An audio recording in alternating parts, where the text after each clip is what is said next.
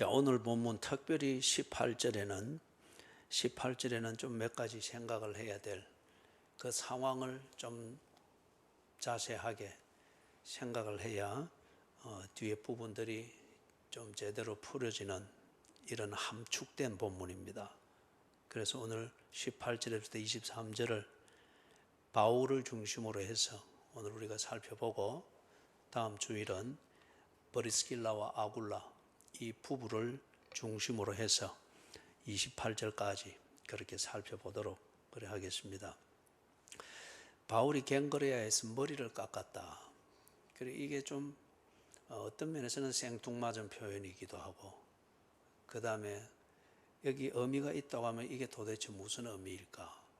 그 사람을 좀 읽어가다가 멈추게 만드는 그러한 부분입니다. 그런데 여기에는 바울의 깊은 신앙 고백과 그 신앙 고백에 근거한 자기의 마음과 힘과 뜻과 목숨을 다하여 그리스도인답게 살고자 하는 그의 각오와 헌신이 배어 있는 겁니다. 그래서 이 부분을 좀 구체적으로 살펴보기를 원하는데, 18절에 보니까 바울이 더 여러 날 머물렀다 그렇게 말하죠. 이거는 그 위에 11절을 보니까 고린도에 얼마나 있었습니까? 1년 6개월을 머물렀다고 합니다. 그래서 그 기간을 여러분이 이해를 하면 되겠습니다. 여러 날 더 머물다가 이게 뭐 며칠을 말하는 것이 아니고, 고린도 이 도시에서 그 고린도에 찾아간 목적을 이루기 위하여서 바울이 집중했던 그 기간을 말합니다. 그래서 전체 다 하면 1년 6개월. 그런 이제 형제들과 작별을 하고, 그때 이제 형제들은 거기서 고린도에서 예수를 믿게 된 사람들이죠. 그래서 1년 6개월 지나는 동안에 고린도 교회가 아주 빠른 속도로 성장을 했습니다. 다른 말로 하면은 바울의 복음 전도를 통하여서, 그리고 삶의 교제를 통해서 예수를 믿게 된 사람들이 많아졌습니다. 다른 데 비해서 빠른 속도로 많아졌습니다. 그래서 예수를 믿게 된 사람들이 자기들이 예수를 믿는 신앙을 따라서 예배를 드리고 교제를 하고 모임이 자연히 형성이 되겠죠. 이게 이제 가정집에서 되었지 않습니까? 가정집에서부터 이제 이렇게 모임이 되고, 모여야 되는데 장소가 없으니까 디도 유스도라고 하는 사람이 자기 집을 개방을 한 겁니다. 그래서 정기적으로 모여서 교제도 하고 예배도 드리고, 그렇게 하면서 고린도 교회라고 하는 이 조직된 교회가 만들어진 거죠. 그들이 형제들입니다. 그들을 불러서 이제 형제들이다 그러죠. 이들과 이제 작별을 합니다. 바울이 볼 때는 자기가 할 역할이 다 됐다는 겁니다.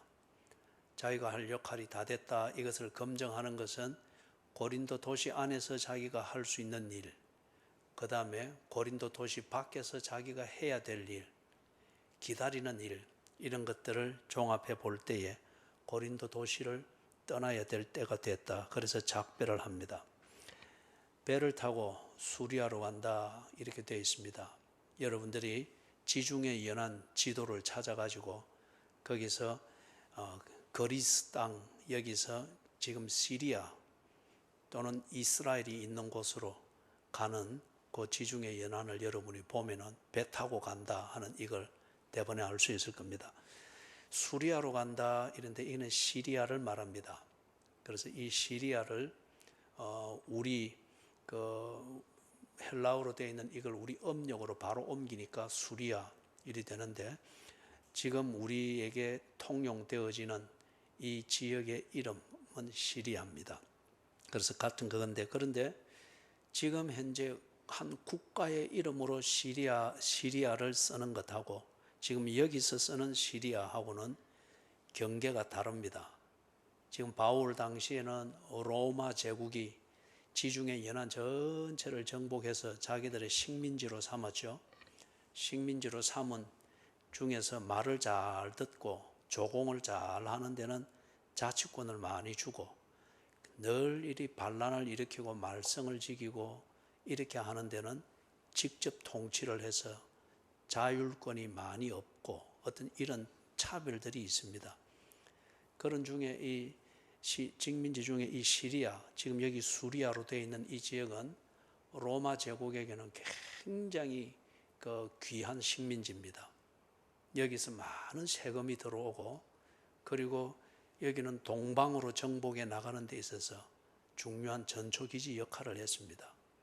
로마 제국 당시 그 넓은 로마 제국 영토에서 제일 큰 도시 세 개를 꼽아라 하면은 첫째는 당연히 로마고, 수도 로마.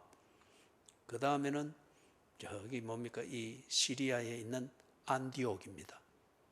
안디옥이 그들이 식민지 통치에 있어서 이쪽 동쪽 지역, 지금의 레바논, 시리아, 이스라엘, 팔레스틴 있는 이 지역 전체를 묶어서 그들이 식민지를 통치하는 행정구역 명칭으로 시리아라 불렀습니다. 그리 부르면서 거기에 제일 수도를 안디옥으로 그렇게 정했습니다. 그러면은 이 당시에 시리아이라면은 이 행정구역 안에 유대 땅도 그냥 포함이 된 겁니다. 유대 땅도. 예를 들면 지금 부산 광역시 이렇게 하면은 이 안에 연제구 포함되어 있죠. 동래구 포함되어 있죠. 그래서 유대 땅은 그런 정도였습니다. 그래서 시리아라는 큰 행정구역 안에 유대 땅이 포함되어 있었고, 거기서 수도는 안디옥이었습니다. 자, 그러면 지금 바울이 여기서 배를 타고 수리아로 간다, 즉 시리아로 간다. 그러면은 구체적인 행선지가 어디겠습니까? 당연히 예루살렘과 그 다음에 그의 고향 교회 안디옥으로 가는 거죠. 그래서 이 둘 다 이 시리아 행정구역 안에 속해 있었기 때문에 그래서 큰 명칭으로 시리아로 떠나갈새, 즉 수리아로 떠나갈새, 브리스길라와 아굴라도 함께 간다. 그런데 여기 앞에서 볼 때는 지난주에 볼 때는 이 부부의 이름 순서가 남편의 이름이 먼저 나왔죠. 아굴라와 브리스길라로 나왔습니다. 그런데 이제 여기서부터는 이 부부의 이름이, 부인의 이름이 이제 먼저 나옵니다. 여기서부터는 계속해서 브리스길라와 아굴라 이렇게 부르는 거 우리 입에도 익숙했죠, 그죠? 그리고 왜 순서가 바뀌었겠습니까? 처음에는 만나서 안면 터고 이리 할 때는 뭐 남편을 당연히 만나서 그렇게 되는 거겠죠. 그러면서 교회에서 이제 교제가 되어지고 교회 봉사하고 성도의 교제를 나누고 하는 이걸 보니까 이 부인의 열심과 부인의 이 신앙생활이 남편보다 더 앞섭니다. 그렇기 때문에 이 브리스길라, 남편의 이름은 교인들이 모르는 사람들이 있어도 이 부인의 이름은 훤히 압니다. 그리고 아주 친근감이 있습니다. 그래서 이때부터는 이제 브리스길라, 부인의 이름이 항상 먼저 나오고 아굴라가 뒤에 나오게 되는 것은 그런 면 때문에 그렇습니다. 그래서 이분들이 어떤 역할을 했고 어떤 바울의 선교에 있어서 어떤 봉사와 교제를 했는가, 이거는 우리가 다음 주일날 이 부부를 중심으로 해서 좀 더 살피도록 하겠습니다. 자, 일단은 바울이 떠나가는데 이 부부가 함께 동행을 합니다. 이거는 바울이 그 어떤 권위주의적 그걸 가지고서 요번에 나하고 같이 갑시다, 그게 아니었어요. 그 요즘 이 현대 교회에 좀 조금 뭐 사이즈가 있다 이렇게 하면은 선교지에 뭐 담임 목사님이 한번 나간다 이러면은 누구 갑시다, 또는 다른 목사님이 선교지 간다 이러면은 당연히 뭐 장로님 한 분이든지 아니면은 뭐 선교 부장이든지 아니면은 또 열심히 턱시면 권사님들이든지 대동한다 그래요. 가서 수행을 해야 된다. 여러분 그런 게 없어요. 그죠? 그런 게 없어요. 교회는 그런 곳이 아닙니다. 누가 누구를 수행하고 누가 누구의 수행을 받습니까? 교회는 그런 종교단체가 아닙니다. 그죠? 각자의 헌신입니다. 그 헌신을 통해서 같이 움직일 때는 각자의 역할을 하는 거예요. 그 역할에서 어떤 이는 머리의 역할을 하고, 어떤 이는 꼬리의 역할을 하고, 어떤 이는 양말 속에 하루 종일 갇혀 있는 발의 역할을 하고, 어떤 이는 또 다른 역할을 하는 거죠. 그 역할을 통해서 몸이 아주 이렇게 하루 종일 제 기능을 하며 움직이듯이 그 역할을 통해서 교회의 일들, 또 선교의 일들 이루어지는 거죠. 지난 주간에 우리가 좀 만나서 얘기를 하는 중에 좀 장로 얘기가 나왔습니다. 장로는 어떤 사람인가? 그때 한 분이 대뜸 자신 있게 대답하는 게, 장로는 목사를 잘 보필하고 목사의 어떤 수종을 잘 드는 게 장로다. 이게 참 오늘 한국 교회의 문제를 낳은 겁니다.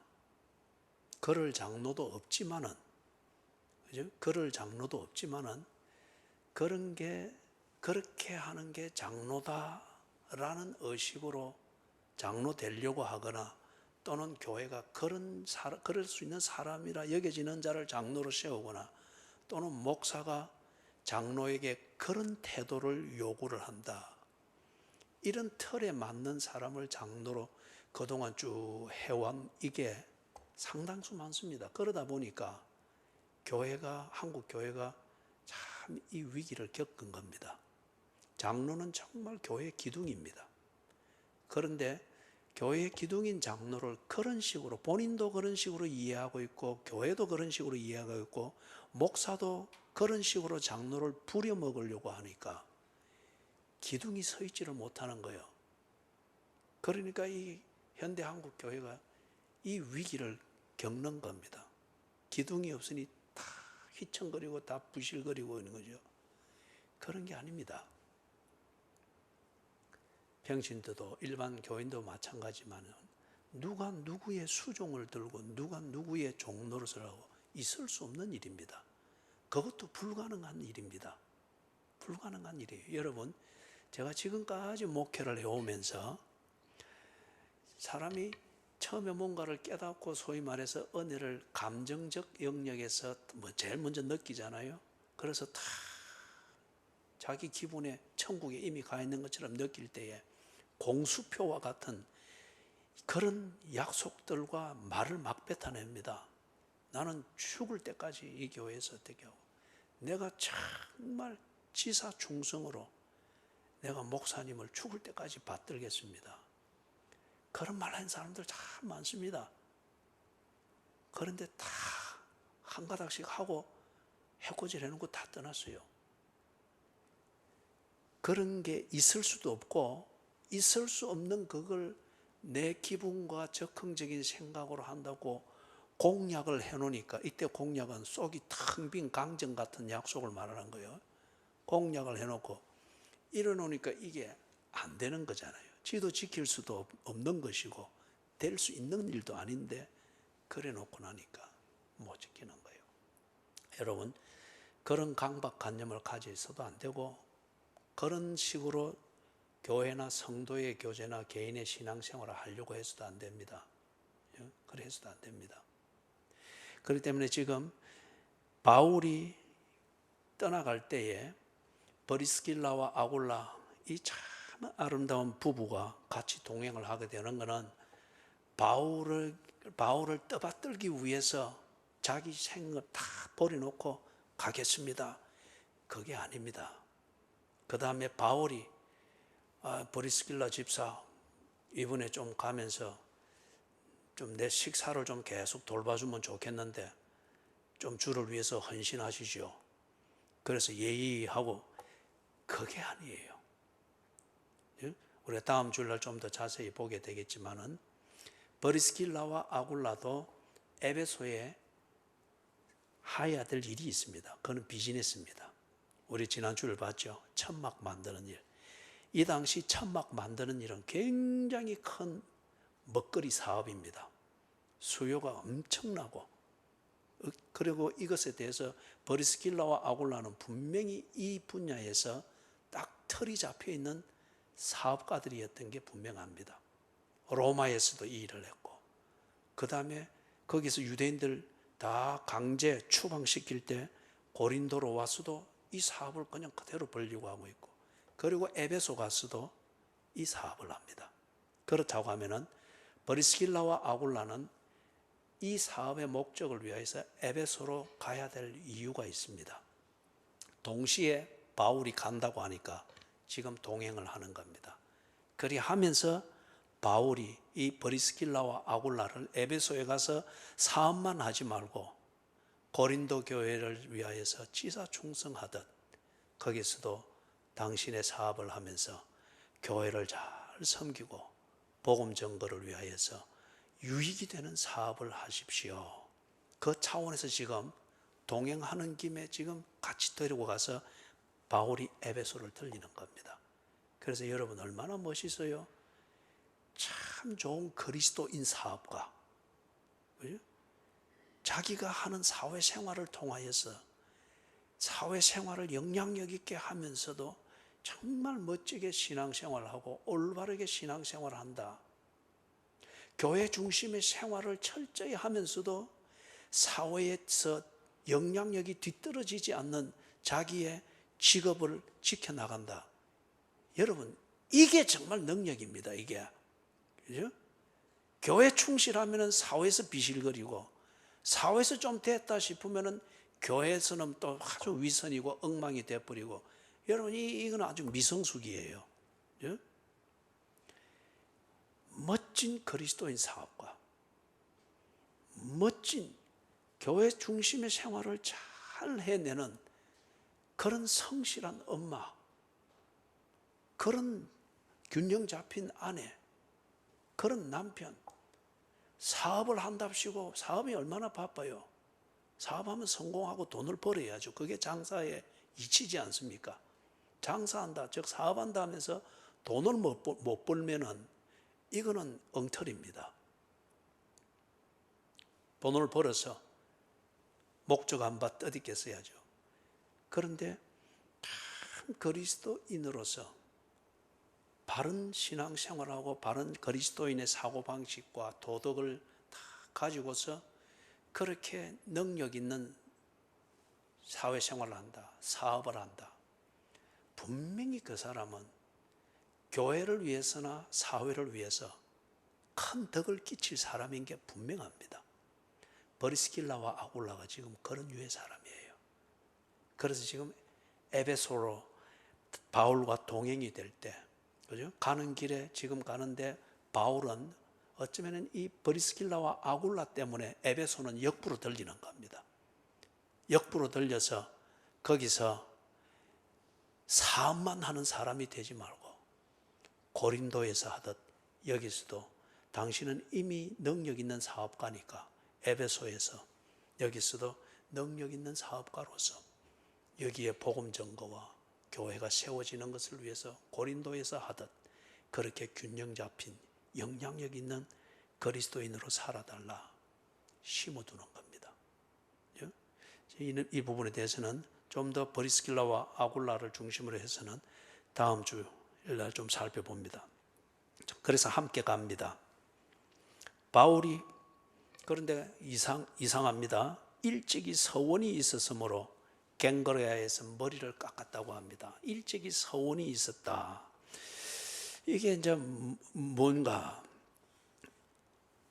언제 이 서원은 다른 말로 말하면 맹세하는 겁니다. 하나님 앞에 맹세하여 약속하는 것. 이걸 보고 우리가 서원이라고 그렇게 말을 합니다. 언제 그 시점을 먼저 말하기 전에 이 하나님 앞에 맹세하여 약속하는 이것을 서원이라고 하는데 바울이 하나님 앞에 서원을 한 이 성격이 어떤 것인지 조금 살펴볼 필요가 있어요. 나실인이라고 하는 말을 여러분 자주 들어봤죠. 이걸 생소한 분들은 민수기 6장을 읽으면은 나실인의 그 맹세, 서원의 법에 대해서 자세하게 나와 있습니다. 나실인은 구별된 사람이다 그 말입니다.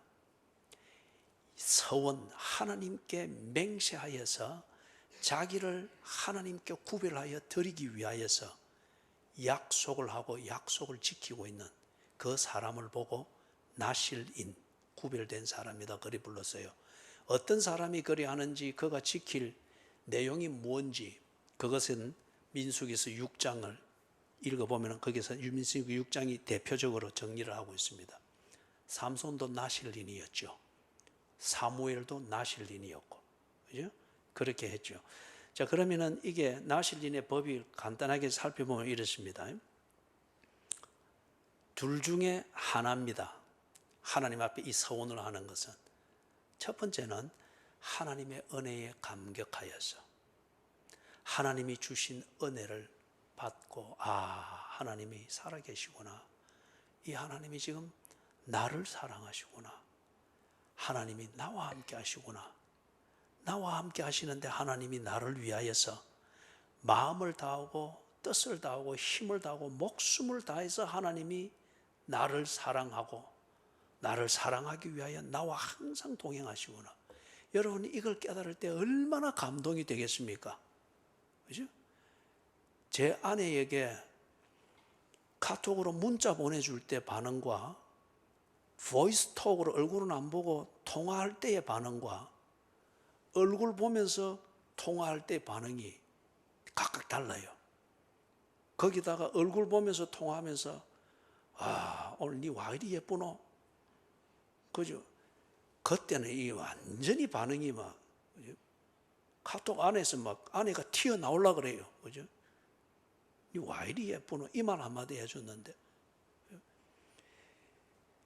하나님이 나를 그렇게 사랑하신다, 나와 함께 하신다, 이걸 내 눈높이에서 내가 알게 되었을 때에 여러분, 내 영혼과 몸과 마음이 얼마나 전율을 느끼겠습니까?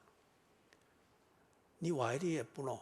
이 말 한마디에 카톡에서 튀어나오고 싶을 정도로 감동을 한다고 하면은, 하나님이 나를 그리 사랑한다는 거 하는 이 은혜를 내가 알았을 때에, 내 몸과 영혼이 전율을 느낄 때에 내 생명 주께 드리고 싶지 않겠습니까? 내 하는 이 사업 주를 위하여 하겠습니다, 이 감동이 안 생기겠습니까? 내 남아있는 삶, 이걸 통해서 주께서 영광을 받으시옵소서. 정말 그 이상이라도 더 표현하고 싶은 그것으로 하나님께 뭔가를 드리고 싶은 이 마음이 없겠습니까? 여러분이 신앙생활하면서 이런 감동들이 때때로 일어나야 됩니다. 부부 생활도 그런 감동이 때때로 일어나야, 그죠?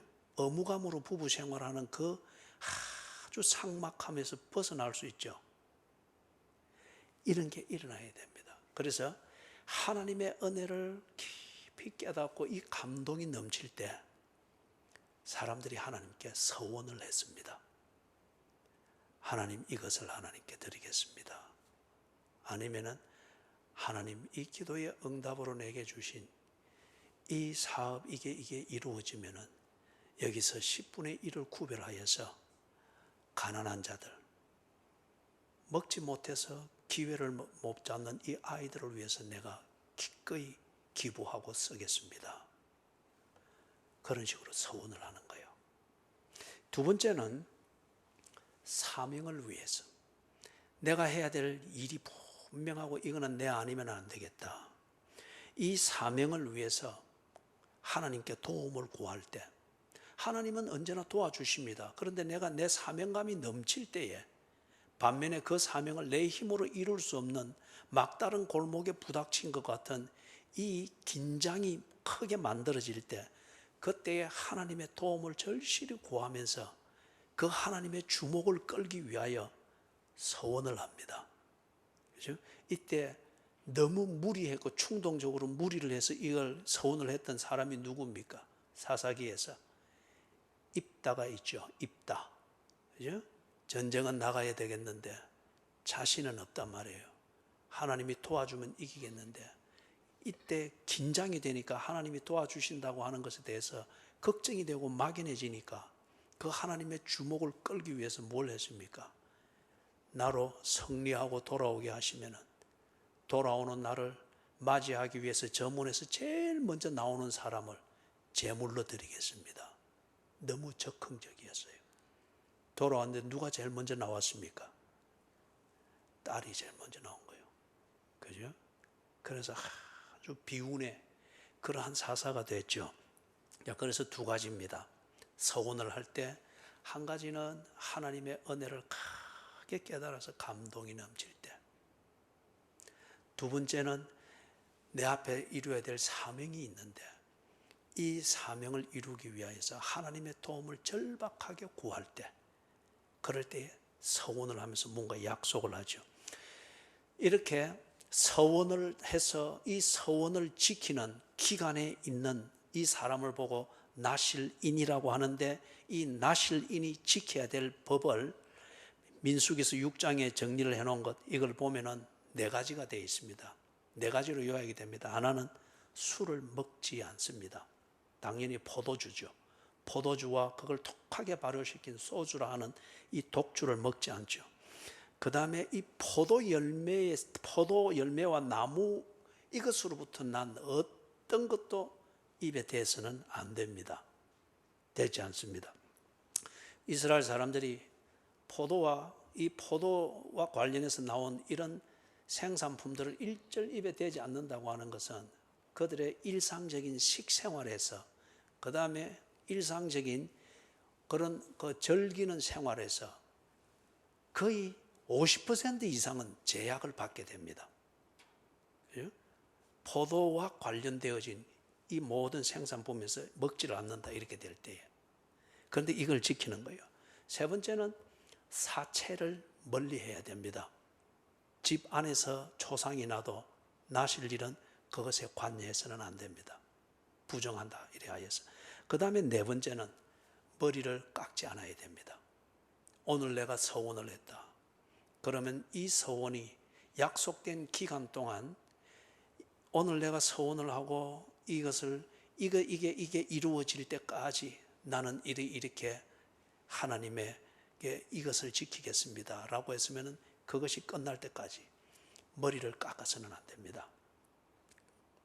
이거는 히브리인들의 사고 방식이었습니다. 그죠? 머리를 하나님께 내 모든 것을 드리고 구별했다 하는 그 정표로서 머리를 손대지 않고 딱 지키는 거였어요. 그런 것 같으면 여러분이 상상할 수 있겠죠. 평생 동안 어떻게 머리를 안 깎고 안 감습니까? 그런 것 같으면 이거는 평생을 두고 하는 서원이 아니었죠. 그죠? 어떤 한 사건을 두고 한 서원. 그럴 때 이게 한 주가 될 수가 있겠고, 어떤 경우는 한 달이 될 수도 있겠고, 어떤 경우는 길게 가면 1년이 될 수도 있겠고, 그렇겠죠. 그죠? 그렇기 때문에 시작에서부터 그 서원의 기간이 마치는 그때까지 머리에 삭도를 대지를 않습니다. 이게 나실린이었습니다. 바울이 이 서원을 한 거요. 이런 종류의 성격의 서원을 한 겁니다. 언제 했습니까? 그것은 그 위에 나오는 것, 9절 10절을 보십시오. 9절 10절 거기에 보니까 밤에 주께서 환상 가운데 바울에게 말씀하시되 두려워하지 말며 침묵하지 말고 말하라. 내가 너와 함께 있음에 어떤 사람도 너를 대적하여 해롭게 할 자가 없을 것이니 이는 이 성중에 내 백성이 많음이라 하시더라. 바울이 고린도의 그 도시에 들어가기까지 계속 순환을 당했잖아요. 그죠? 그리고 고린도 들어오기 바로 전에 아테네, 거기 도시에서는 참혹한 실패를 맛보면서 왔습니다. 바로 그 앞에 베레아에서는 유대인들에게 쫓겨왔고, 베레아 앞에 데살로니가에서는 죽을 뻔했습니다. 유대인들에게. 그래서 열정적으로 최선을 다하여 복음을 전하고 그렇게 하나 언제나 큰 열매보다는 순환이 많았고 큰 방해로 인하여서 원치 않게 옮겨 다녀야 되는 이 여정이었습니다. 고린도에 와서도 바울이 주눅 들거나 이건 아닙니다. 그래서 시작을 했는데 그런데 딱 보니까 그 밤에 주님이 환상 가운데 나타나서 힘을 주시는 거예요. 두려워하지 마라. 말라라.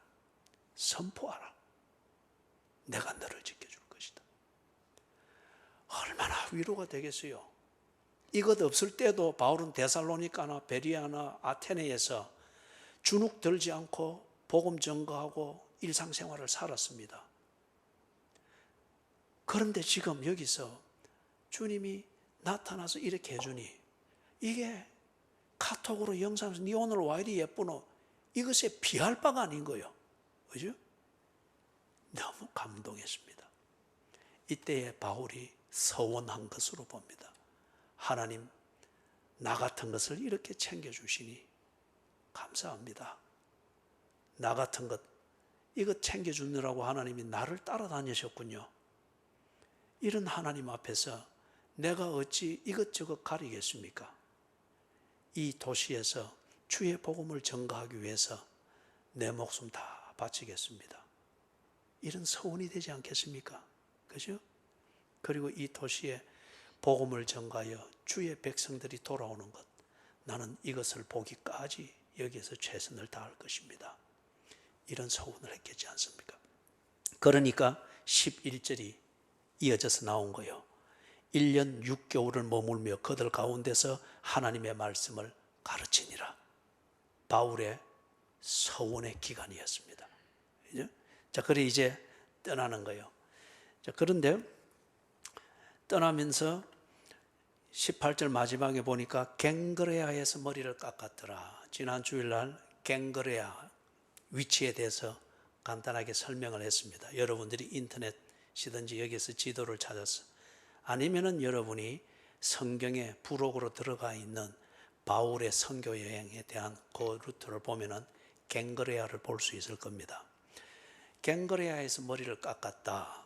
그래서 이탈리아와 그리스, 여기 아드리에 해죠.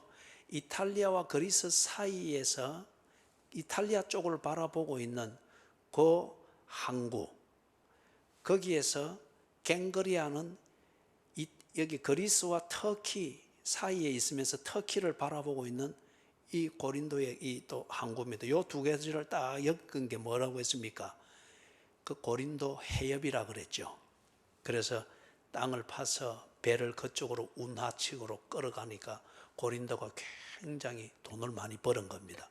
그래서 동쪽 끝에 있는 이 운하의 동쪽 끝에 있는 이 항구가 갱그레아입니다. 바울이 여기서 그런 배를 타고 가니까 터키와 시리아 쪽을 보고 있는 항구가 갱그레아니까 여기서 지금 배를 타야 되겠죠. 갱그레아에서 배를 타기 전에 거기서 머리를 깎았다고 합니다. 왜 머리를 깎았는가? 지금 이것은 앞에서 이야기한 대로 서원을 했을 그 시작점에서부터는 머리에 손을 대면 안 됩니다. 삭도를 대면 안 돼요. 서원의 기간이 다 끝났다. 이때에는 뭘 합니까? 그 머리를 싹 밉니다. 면도하듯이 싹 밉니다.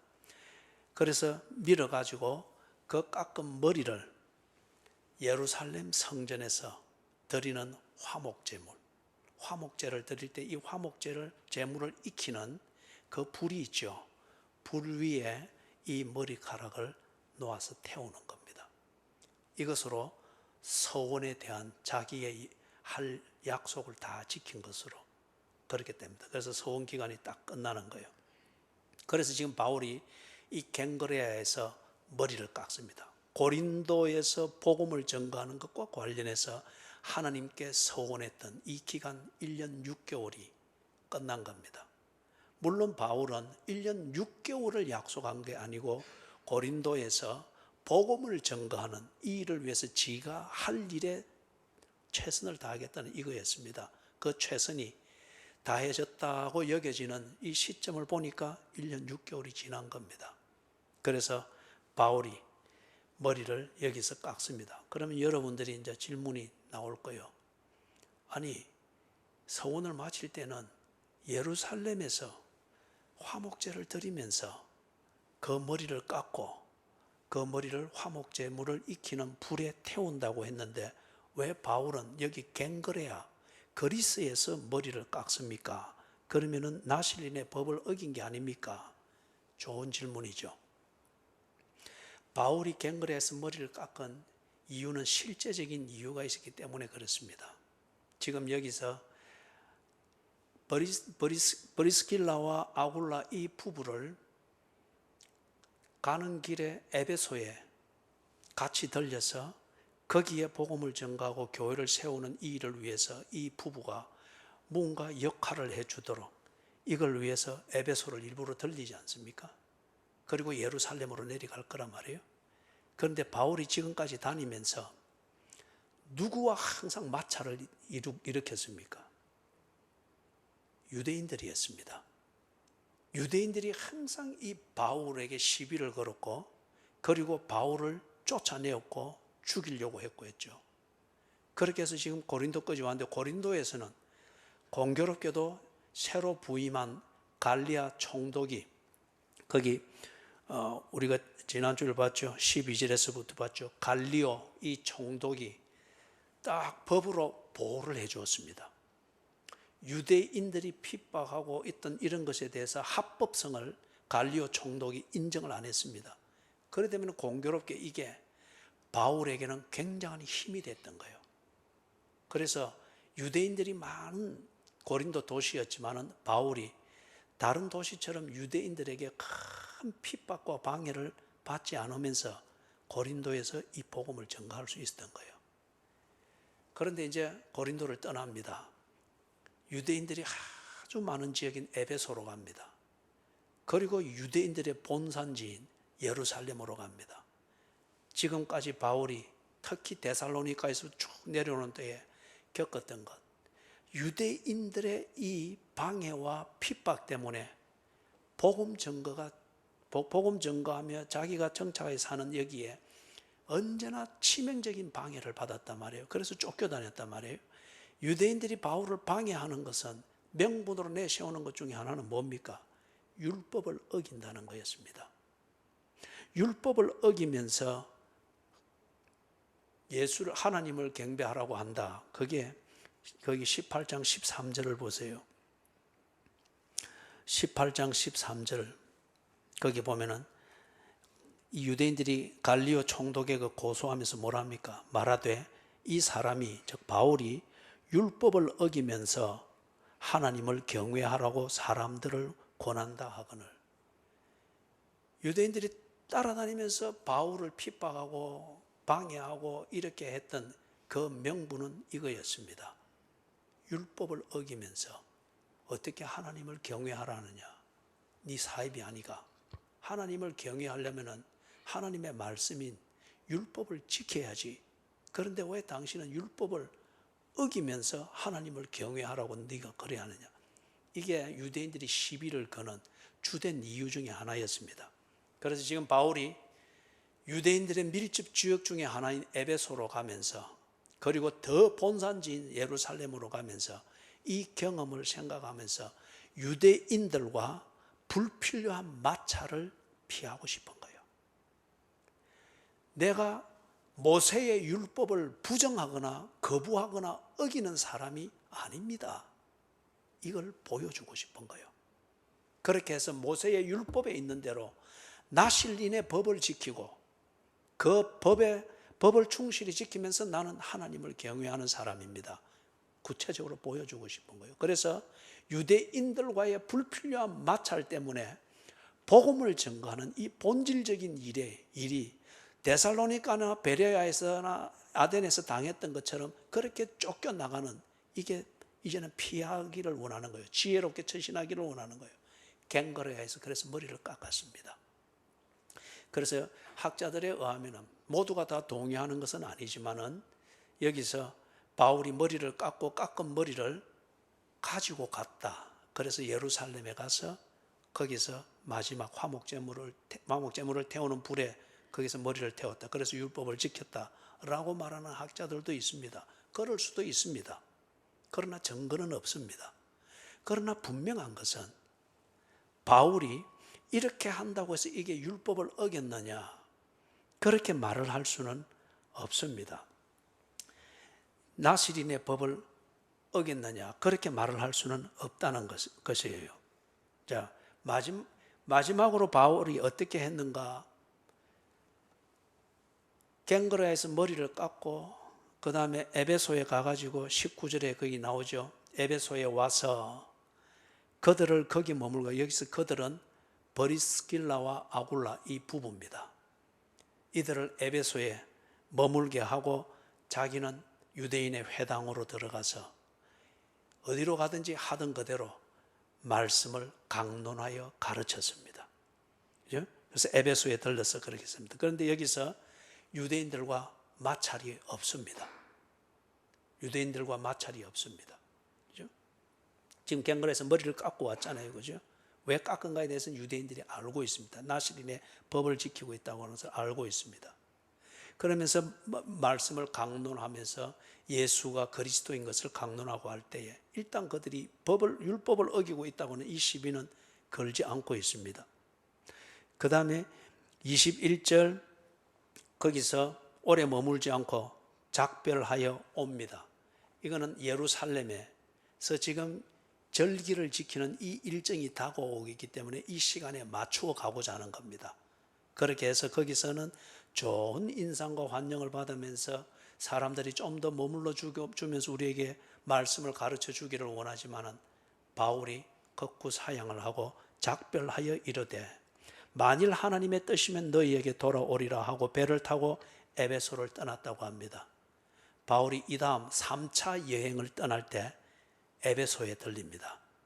거기서 약 3년을 머물면서 에베소 교회를 세우게 되죠. 그게 지금 하나님의 뜻이면 너희에게 돌아오리라.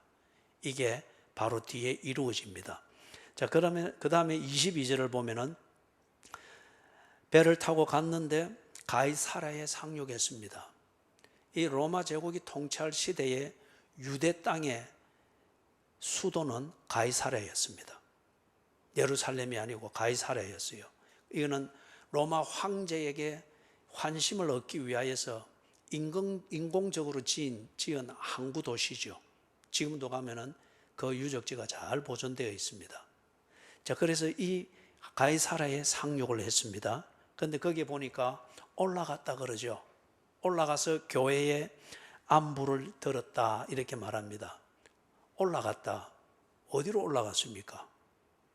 여기서 올라갔다는 표현은 예루살렘으로 갔다는 겁니다. 왜냐? 그 뒤에 보면 또 안디옥으로 내려가서 이러죠. 가이사랴는 예루살렘보다 서남쪽에 있습니다. 서남쪽. 그 다음에 안디옥은 예루살렘에서 북쪽에 있습니다. 그러면은 북쪽으로 가는 것을 내려간다라고 하면은 남쪽으로 가는 것은 올라간다라고 해야겠죠. 아니면 남쪽으로 가는 것을 내려간다고 하면 북쪽으로 가는 것은 올라간다 이리 말해야 되겠죠. 우리는 서울 간다 할 때 서울 올라간다 그렇게 말하죠. 그죠? 근데 여기는 지금 딱 보니까 예루살렘을 중심으로 해서 모든 것은 예루살렘으로 향해서 가면 올라가고 예루살렘 반대 방향으로 가면 내려간다라고 표현을 하고 있습니다. 이게 유대인들의 지형 감각입니다. 예루살렘이 지형이 고도가 높고 낮고를 떠나서 예루살렘의 모든 것이 중심입니다. 그래서 예루살렘을 향해서 가는 것은 다 올라간다 말하고 예루살렘 반대로 가는 것은 내려간다라고 그렇게 말했습니다. 그런 것 같으면 바울이 에베소에 들렀다가 예루살렘에 들린 것임을 우리가 쉽게 알 수 있죠. 자, 그러면은 보십시오. 예루살렘에 가서 뭘 합니까? 나실인의 법을 지킴에 있어서 마지막 기한이 다했을 때의 마지막 서원을 푸는 장소가 어디였습니까? 예루살렘 성전이었습니다. 그렇게 가서 그가 마지막 의식을 행합니다. 참석을 합니다.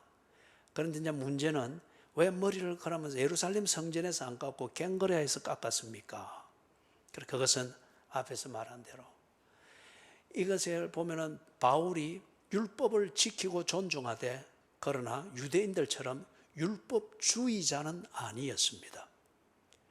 율법의 문구를 지키는 그 자체, 그 의무감을 가지고 지키는 이 자체가 바울이 율법을 존중하고 율법을 행한다. 이것에 그런 중심이 아니었습니다. 바울은 하나님을 순종하며 하나님의 사람으로서 자신의 도리를 다함에 있어서 하나님이 주신 그 율법을 그렇게 도구로 쓴 겁니다. 그래서 하나님을 순종함에 있어서 이것이 적합하고 이 안내를 받다 율법대로 했습니다. 하나님을 순종함에 있어서 이 율법의 조항이 시대가 지나갔고 이것에 약속된 유효기간이 지나갔다 그러면은 율법주의에 매이지 아니했습니다. 바울의 중심은 하나님을 순종하는 것이었습니다. 그렇기 때문에 이 상황에서 바울이 하나님을 순종하는 것은 에베소에서도 하나님의 복음을 전하는 것이었습니다. 이걸 전함에 있어서 미련하여서 이전에 겪었던 것처럼 불필요한 마찰 때문에 하나님을 순종하는 이게 방해를 받지 않기 위하여서 그는 율법에 지켜야 될 부분들을 지키고 율법을 주신 하나님의 뜻 이것을 헤아리면서 율법을 관리하고 있는 것을 우리에게 보여줍니다. 자, 거기 예를 들어서 하나를 찾아보고 정리를 하십시다. 고린도전서 9장 18절에서부터 23절입니다.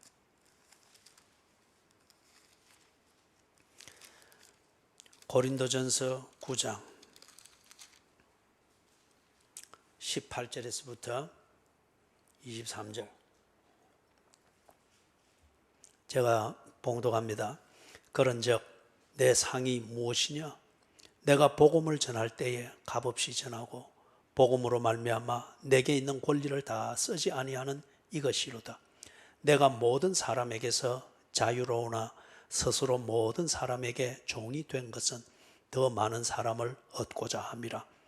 유대인들에게 내가 유대인과 같이 된 것은 유대인들을 얻고자 함이요 율법 아래에 있는 자들에게는 내가 율법 아래에 있지 아니하나 율법 아래에 있는 자 같이 된 것은 율법 아래에 있는 자들을 얻고자 함이요 율법 없는 자에게는 내가 하나님께는 율법 없는 자가 아니요 도리어 그리스도의 율법 아래에 있는 자이나 율법 없는 자와 같이 된 것은 율법 없는 자들을 얻고자 함이라. 약한 자들에게는 내가 약한 자와 같이 된 것은 약한 자들을 얻고자 함이요 내가 여러 사람에게 여러 모습이 된 것은 아무쪼록 몇 사람이라도 구원하고자 함이니 내가 복음을 위하여 모든 것을 행함은 복음에 참여하고자 함이라. 아멘.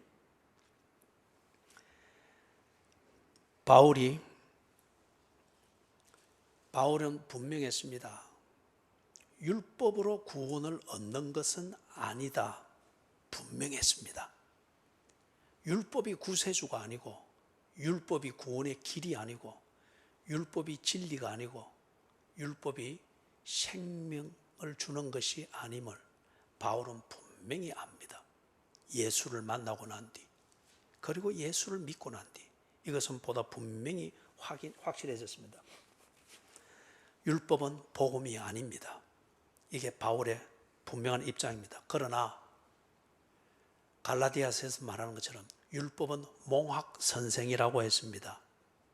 몽학 선생은 뭘 하는 사람이었는가 하면은 몽학 선생은 노예입니다.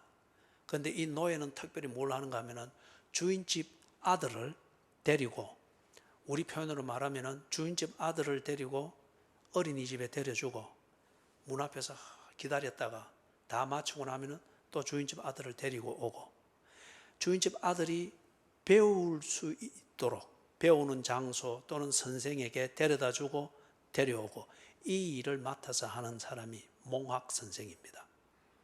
율법을 몽학 선생이라 바울은 율법의 가치를 그렇게 인정을 했습니다. 그리고 그렇게 사용을 했습니다. 무슨 말이냐? 예수님이 제자들에게 그런 말했죠. 너희가 서로 사랑해라. 너희가 서로 사랑하면은 이것으로 사람들이 너희가 내 제자인 줄 알리라 그랬죠. 너희가 서로 사랑해라. 내가 예수를 믿습니다. 하나님의 자녀인 된 것을 압니다.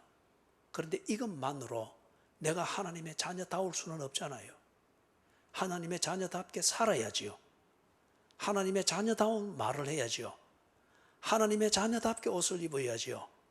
하나님의 자녀답게 돈을 쓸 줄 알아야지요. 하나님의 자녀답게 가정을 세울 줄 알고, 하나님의 자녀답게 사업을 할 줄 알고, 직장 생활을 할 줄 알아야죠. 하나님의 자녀라는 이 자의식만으로 하나님의 자녀다울 수는 없잖아요. 하나님의 자녀답게 성숙되어 가고 하나님의 자녀답게 생활하고 처신하는 것, 이걸 차근차근 배울 수 있도록 해주는 게 뭐냐? 율법이라는 겁니다. 다른 말로 하면은 율법이 몽학 선생인 것처럼 율법을 딱 보면은 하나님의 자녀가 무엇을 해야 될지를 안다는 거예요. 율법을 딱 보면은 하나님의 자녀가 어떻게 처신해야 되는가를 알게 된다는 거예요. 율법을 자세히 들여다보면은 하나님의 자녀가 언제 무엇을 어떻게 해야 되는지를 안다는 거예요. 율법을 딱 들여다보면은 하나님의 자녀가 지 형편대로 하는 것이 아니고 지 기분대로 하는 것이 아니고 상대방에 대한 편애를 가지고 하는 것이 아니고, 율법을 딱 보면은 하나님의 자녀가 어느 정도 수준까지 하는 것이 하나님의 자녀다운 도리인가를 알게 된다는 거예요. 내가 니보다 조금 더 했다라고 해서 내가 그 사람 앞에서 의를 자랑할 이게 아니라는 거예요. 율법을 딱 보면은 하나님의 자녀는 이 정도 해야 된다. 그렇죠? 하나님의 자녀는 이 정도 해야 된다. 세상의 종교의 철학과 도덕의 철학이 말하는 그 정도를 따라 미치는 이것으로서 하나님의 자녀가 도덕적으로 완벽했다, 온전했다, 이리 말할 수 없다는 거예요. 율법을 보라는 거예요. 하나님이 내게 가르쳐 주신 그 집대성되어 있는 율법을 딱 볼 때에 어느 정도까지 내가 해야 되는가, 내가 어느 정도까지 처신을 해야 하나님의 자녀다운가, 이걸 안다는 거예요. 그래서 율법은 몽학 선생과 같다는 겁니다. 율법으로 구원을 얻는 것이 아니에요. 그러나 율법을 통하여서 하나님의 자녀다워지는 것을 알게 되고 그 처신으로 나를 딱 관리를 해주게 된다. 이걸 바울이 지금 이야기를 하는 겁니다. 그렇기 때문에 바울이 예루살렘에 가서 머리를 깎아야지 율법주의가 되죠. 하나님의 뜻을 순종하는 것 지금 당장 에베소에서 이루어져야 되는데, 그러나 그들과 불필요한 마찰을 피하기 위해서 율법이 가르쳐주는 대로 머리를 깎았습니다. 면도하듯이 팍팍 밀은 거예요. 그리고 에베소에 갔습니다. 지금 우리가 보다시피 마찰이 없습니다. 말씀을 정리합니다. 바울이 서원을 통해서 우리가 좀 뭘 배울 수가 있을까요? 먼저는 바울이 고린도에서 그리스도인으로서 해야 될 일, 그걸 감당하는 게 사명입니다. 어떤 사람은 사업이고, 어떤 사람은 자식을 키우는 것이고, 어떤 사람은 소원해진 부부의 관계를 회복하기 위해서 그리스도인답게 처신해야 되는 그것을 내가 해내는 것, 이게 나의 사명입니다. 바울의 경우 고린도 도시에서 지가 해야 될 일, 이 사명을 완수하기 위해서 바울은 하나님을 절대적으로 의지했습니다. 사랑하는 여러분, 그리스도인답게 살기를 원하십니까? 가정에서나 직장에서나 사회에서나 교회에서 그리스도인답게 살기를 원하십니까? 그렇다면 정말 여러분이 사명감에, 그것 때문에 아파하는 아버지고 사명감 이 앞에서 자식들을 보면서 부끄러움을 느끼는 엄마일 것 같으면, 그게 진실할 것 같으면 하나님을 절대 의지하십시오. 그리고 이 사명을 감당할 수 있도록 하나님 내게 은혜를 주십시오. 이 사명을 감당하기 위하여 나는 내 모든 것을 주님 앞에 드리겠습니다. 그래야 진정한 겁니다. 그렇죠? 두 번째는 유대인들에게 복음을 전하는 이 사명을 완수하기 위해서 바울은 율법을 지켰습니다. 다시 말해서 하나님의 뜻과 가르침을 집대성되어 있는 율법을 딱 보면서 유대인들에게 복음을 전하고자 하는 이 사명을 지혜롭게 하기 위해서 그렇게 자신을 정리하고 헌신했습니다.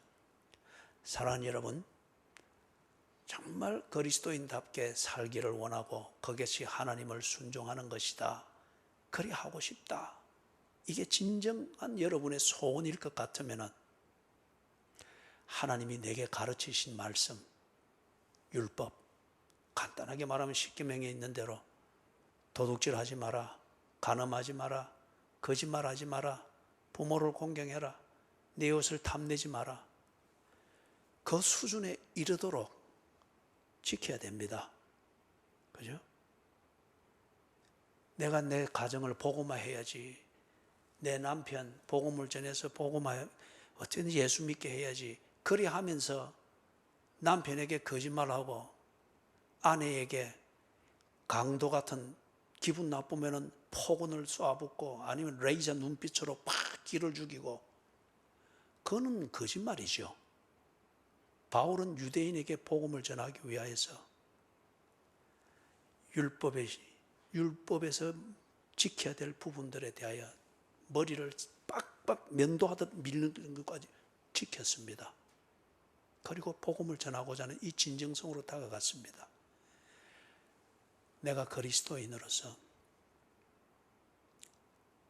복음 전거에 유익이 되고 무엇보다도 내 가족에게 그리스도인으로서 하나님을 믿는 것이 무엇인지, 복음이 무엇인지를 생각하게 만들고 도전이 되게 만든다.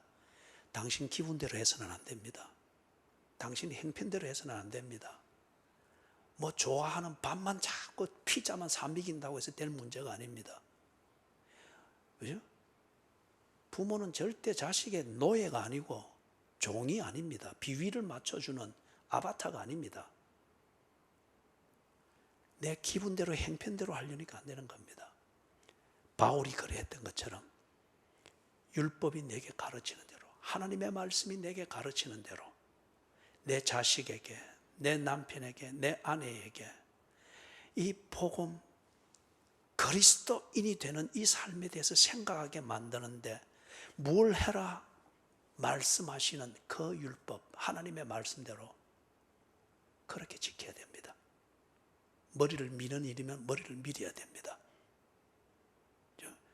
그와 함께 낮아져서 그와 함께 컴퓨터 게임을 하면서 무언가 친밀감을 만드는 이것이 지금 있어야 되면은 내 율법주의적 도덕주의자의 그 폼을 벗어버리고 내가 너를 정말 사랑하는 아버지라고 하는 것을 느낄 수 있는 이 교제의 시간을 만들기 위해서 한 계단 내려가는 이 실천을 해야 됩니다.